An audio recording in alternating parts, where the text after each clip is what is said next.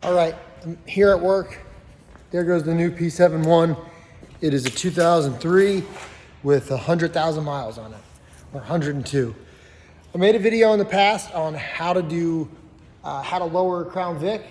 Not the cheapest way. I use RideTech coilovers and the same springs I'm going to use today, which are Moog. And I'll put all the part numbers of what I'm using in today's video in the description. This time we're going to lower Crown Vic for under 200 bucks, I'm hoping.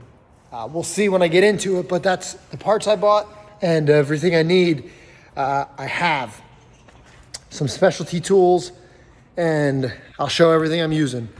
So yeah, today we're going to lower Crown Vic for less than 200 bucks using, these are the Moog rear springs. You could put these in and still jack the car up and they're not loose and they lower the back of the car almost 2 inches.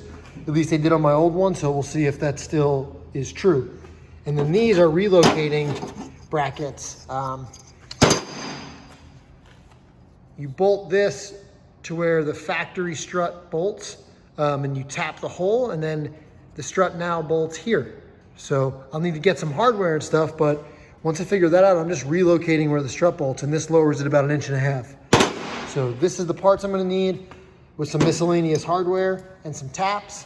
But this in parts, these were 30 bucks and these were 60 or 65. So we're off to a great start for lowering a Crown Vic cheap. Here goes the before.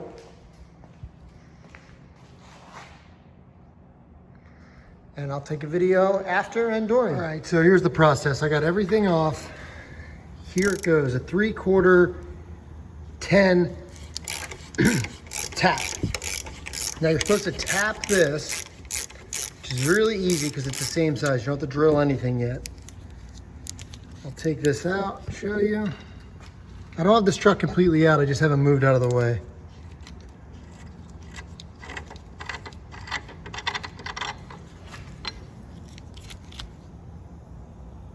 Nice big coarse threads, and I'm gonna go get my bolt and double check it. See, that is correct.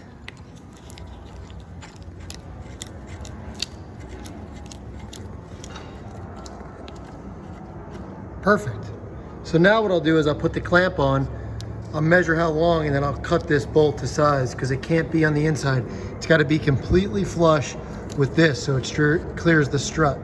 All right, cut my bolt nice and even.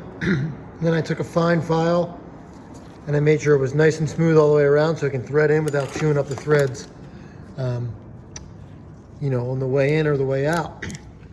But you want it to look something like that, and then go test thread it before you decide to just put it in, and try to make them all the same length. I used, these are M8 12 thread, completely even on both sides.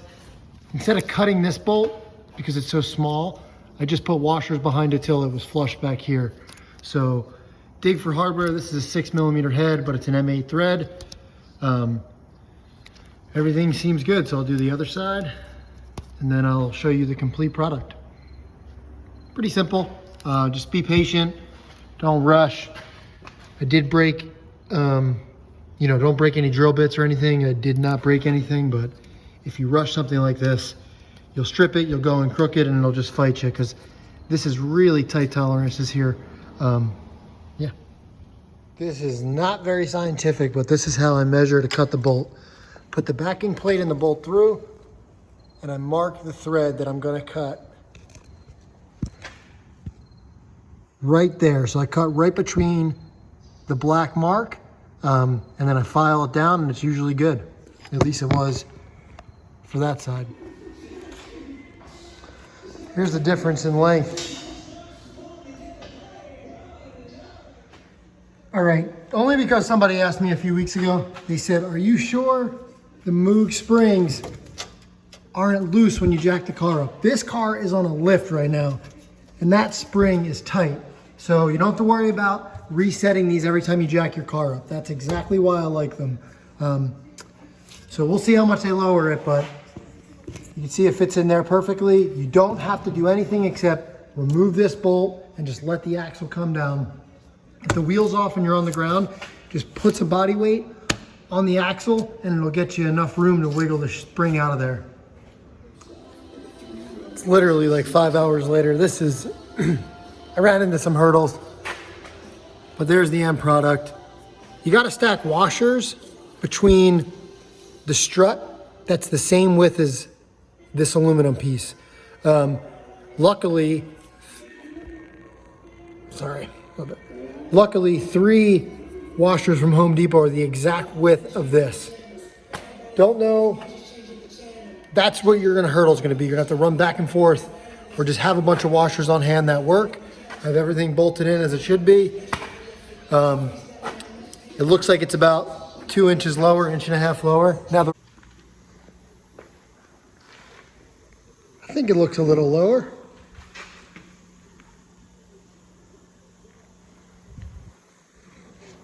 I was gonna put those wheels on today, but I need new rear tires. So I ordered some. They'll be here Monday. Oh, for sure looks lower. Fuck yeah. Didn't even drive it yet, so it'll probably settle another 1/4 to 1/2 inch, hopefully. Nice. All right, about to leave finally. A couple things to note. Those front adapter plates from Outcast are really designed around 18-inch wheels because the 16s that were stock on this 03 were rubbing when I cut the wheel all the way. Put the 17s on the front, the Mustang wheels. Those seem to clear a little better, but if I cut the wheel all the way, I could still get a little rub on the inner rim. So I think 18-inch wheels are probably best. I'm not going to run 18s probably ever, so I'm not going to live with that suspension setup. I just spent all that time doing all that work just to probably take it off in a couple weeks. Kind of a bummer, but also, what are you going to do? You can't win them all. So I'll take them off. I'll probably order lowering springs or just do the coilovers again because they are, after doing all that, they're kind of worth every penny. But there you go. That's how to lower your Crown Vic on a budget if you're running 18-inch wheels. If you're not running 18-inch wheels, hopefully you don't have to make any U-turns. Thanks a lot.